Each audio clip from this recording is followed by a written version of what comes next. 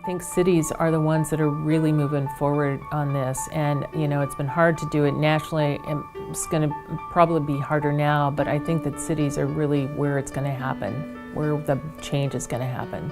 When City Council set its strategic plan, promoting environmental sustainability was at the top of the list. Part of the Climate Action Plan is to reduce greenhouse gases by getting on board with a worldwide movement. Iowa City was one of 3 cities in the Hawkeye State to join the Compact of Mayors, a global effort to reverse climate change. The first goal set by City Council falls in line with the International Paris Agreement, which calls to reduce greenhouse gases by 26 to 28% by 2025. The challenge is not math, the challenge is people. The challenge is figuring out how to do it here, how to reduce emissions here, given the complexity of industry, businesses, people, and so on. So we need to devise a means by which we can bring people along at a rate that they're willing to go along with. That 26 to 28% begins with a baseline of emissions from 2005. As you can see on this chart, the contributors are broken down by category and include industrial, commercial, residential, transportation, and the University of Iowa. The city is already closing in on its 2025 target, but reaching an 80% reduction will be a big task. To get there, though, we'll need a really strategic plan of how we're going to get there. And so the Climate Action Plan that we're going to be creating will have strategies and timelines and numbers of what we're going to do and how it's going to get us to that point. Furthermore, City Council has also set a goal of an 80% reduction by the year 2050. City of Iowa City operations make up 4% of the emissions. The 2 largest users of energy for the city are the wastewater treatment and water plants. Again, it's producing about 5.5 million gallons per day right now. The city provides water for 75,000 people every day. It's no surprise that to do that takes a lot of energy. But the plant is taking steps to reduce that amount and become more efficient. We annually do leak detection in the city of Iowa City to try to pinpoint any sorts of leaks that we would have and then make timely repairs of them. From little things like more efficient lighting or monitoring temperature control, we have computer control of our heating and air conditioning systems to try to optimize our performance, to using top-of-the-line technology to ensure the process is as efficient as possible.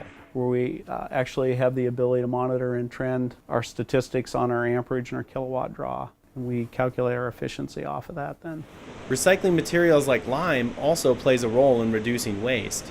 Byproduct of our softening process is a lime slurry that is moved to one of our 2 lime solids lagoons. And then annually we have a contract with a hauler that will haul the material out and land apply it on farmers' fields. So each of these lights have motion sensors on them. Located south of town, the wastewater treatment plant treats more than 9.5 million gallons of water each day.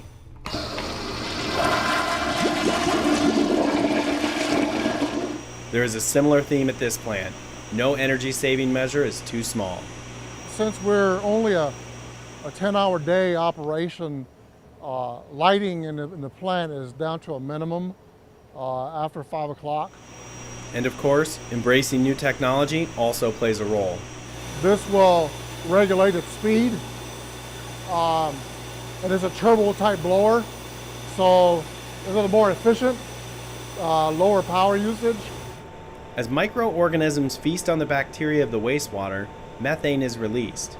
As part of its sustainability practices, the wastewater plant traps that gas to put it to good use. So these are our boilers where we utilize for a heat source using the biogas that's produced in our digester, basically methane. As you can see right now, both boilers are in operation and we're burning the methane gas produced. That methane produces enough energy to heat some of the on-site buildings. And the leftover materials from the treatment process also get reused in the agriculture industry. The biosolids that it's produced from that gets land applied to farmers' crop fields. While both plants have taken action to reduce its carbon footprint, the city is always looking for that next solution. Of course, you and I also have to play a role if this process is going to work. looking at the energy that they use in their homes and their cars and in their lifestyle and their habits and everything that they do, I think that would make a big difference. City Council understands that reaching these goals requires a community buy-in. There's only 7 of us. We need every one of the people that are concerned about climate advocacy to continue to work with us, because if it's just a resolution, we could have 100% or 150%, but if we don't have the collaboration of the community, that's not going to happen. Just like with the city's operations, small steps at home can make a big difference. Using programmable thermostats, turning down just a degree or two sometimes makes a big difference in how much energy you use. Not wasting energy in your home and unplugging your coffee pot when you're not using it, and some of those things. Driving less, driving more fuel efficient car, riding public transportation. If we all take a look at our daily energy usage, we can each find ways to do our part. Lower your emissions and to think green. And I think that we're going to have to include businesses and industry and reaching out to them. The city is committed to supporting businesses that are taking steps to reduce greenhouse gas emissions. And state activists say going green is now more attractive for businesses than ever before. This is now common sense business for people that realize when they build a new building, when they modernize their manufacturing facilities, that if they do it in a green way, there's a break even in 3 years, in 5 years, in 8 years, in 10 years. And every year after that, subsequent to that, they're making money. Some Iowa City businesses have already come to that conclusion. I think we all have to be a little more sensitive with how we use energy. MC Ginsburg put 14 solar panels up this summer. This, along with switching to all LED lights, had a major impact. We've reduced the carbon footprint by about 5,200 pounds of carbon in the atmosphere, and we've saved 60 trees as a result of that. Outside of being environmentally friendly, Ginsburg calculates that the solar panels cut energy costs by 30% and will have paid themselves off in 7 years. Jump over a block to Iowa Book and you'll find a similar site on the roof. Well, this is just a touch over 30,000 watts. Iowa Book added the solar panels just over a year ago.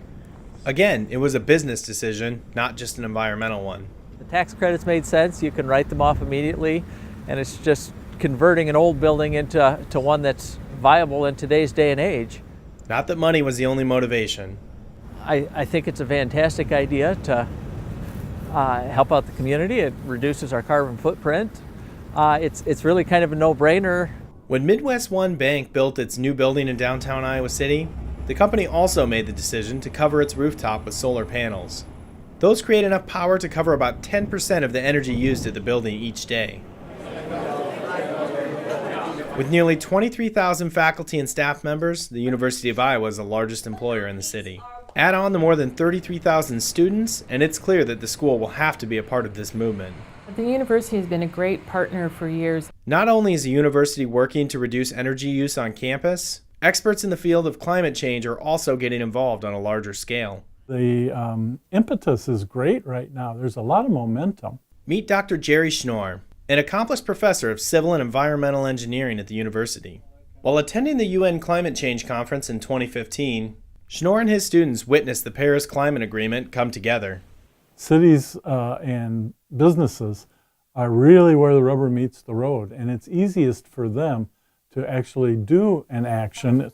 Outside of the classroom, the University of Iowa Power Plant is in on the goal as well. You can think of it as a bubble over all of Iowa City, our city limits, and of course the university falls within that bubble, and so the University Power Plant is one of the big issues.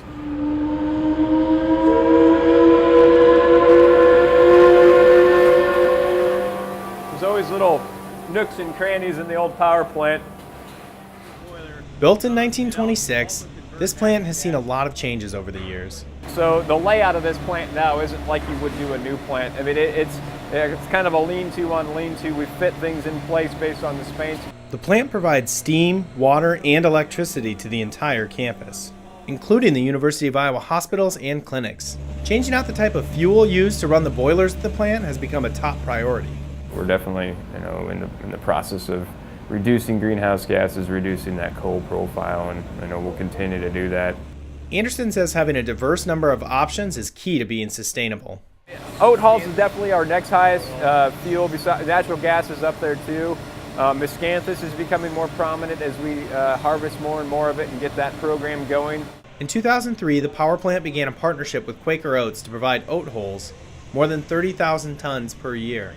This has been a big help in replacing coal, but it's not the final solution. We were getting close to being able to max out on oat hulls, so the development of the next fuel is really important to us. And experimenting with different fuels is a common occurrence at the plant. So this boiler burns a mix of biomass and coal, energy pellets as well. This is the boiler we had near 90% energy pellets earlier this year. We've also ran it on miscanthus as well as wood chips. The university has an ambitious goal to have a coal-free campus by the year 2025. Just like the power plant, Iowa City has a long way to go before reaching its goals. And with a combination of support from industry, business, residents, and the university, the sky is the limit. Everybody wants a better community. Everybody loves Iowa City, and I think that it's going to be great because I think that a lot of people are going to be willing to do their part.